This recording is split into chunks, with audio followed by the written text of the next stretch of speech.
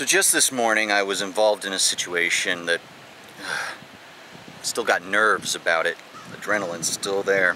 Two coworkers almost get into a fight with each other. And by that I mean they're literally at the point of in each other's faces about to actually duke it out. Now, in that situation, I noticed my visceral, immediate response was denial, was to think that they were joking with each other. And then, as it slowly dawned on me that they weren't joking, and that this was a serious situation where the two of them might do something that they would regret, that immediate response that I had is what held on as far as what my response to the situation was. Instead of me doing what I think would have been the right decision, which would be to step in and try to diffuse the situation in some way, whether by holding one of them back or standing between the two of them so that there's a barrier there or something. Instead, I just stood there and did nothing.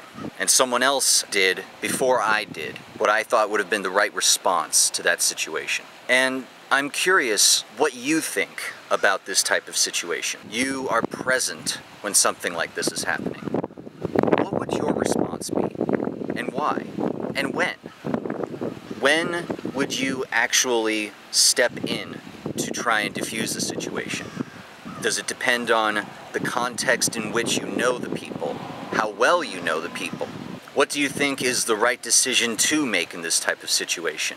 Do you think that it's better to stand back and let the two people make whatever decisions they want to make? If they're shitty decisions, then that's their problem.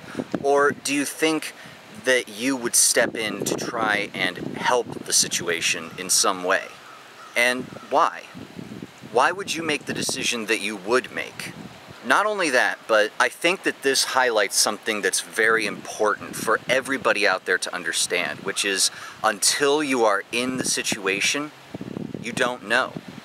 Because I don't know exactly what I might have told you I would have done in that type of situation before having been in it, but I know that it is not exactly what I did. When you are in that situation, the actual fact of it is something that doesn't occur to you beforehand.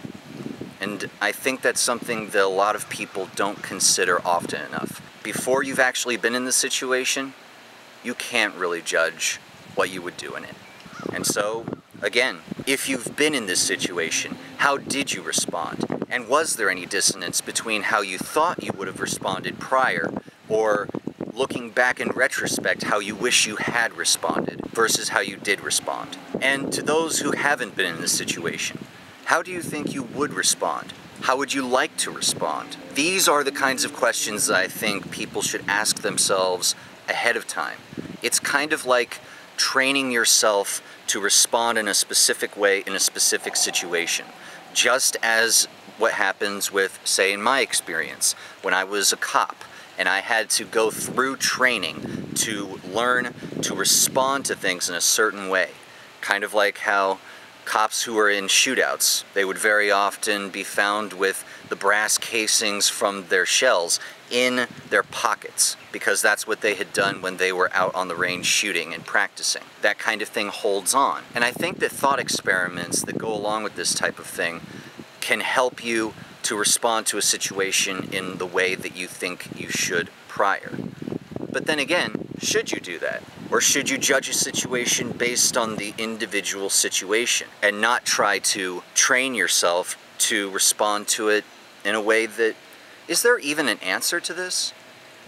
Or is this all just mental masturbation on my part? But that helps get the nerves kind of unraveled a little bit. So yeah, thank God for that. And thank you all for listening. Long days and pleasant nights.